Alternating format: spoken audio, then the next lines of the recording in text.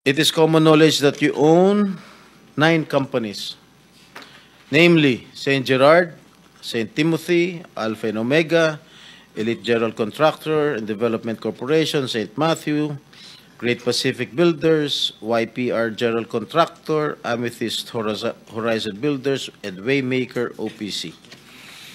Am I correct? Yes po. Hanggang ngayon, up to now, you own these 9 construction companies? Yes po. All right.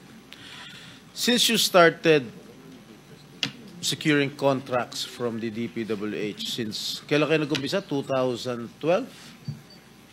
DPWH? Yes. Yes po, 2012. Pag-usapan muna natin yung 2022 hanggang 2025. Ilan na po yung naging projects nyo sa DPWH?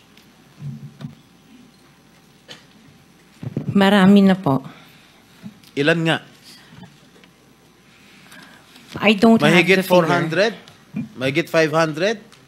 Within the span of 3 years. I don't have the figures po. Estimate lang po, ballpark Give me a figure. ballpark figure. Siguro po, mga 400, ganun. I'm not Siguro. I'm really not sure. Okay. I don't have the figures with me. Sa loob, sa bawat taon, ilang bidding ang sinasalihan mo? Marami po kaming sinasalihan na bidding. All flood control projects?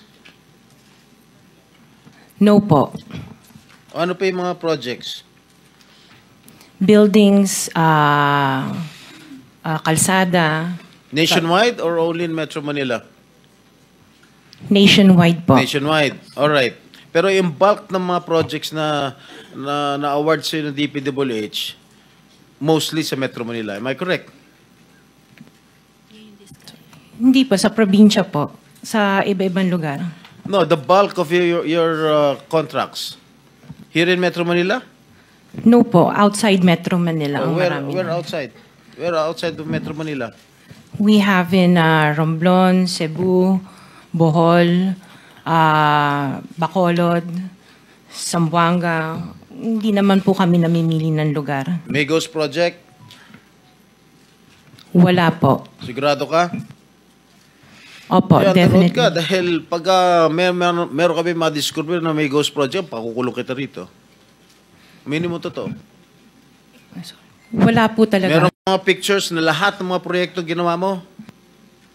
Yes po, Nasaan? meron po kami. Lahat ng mga 400 projects, meron kang litrato?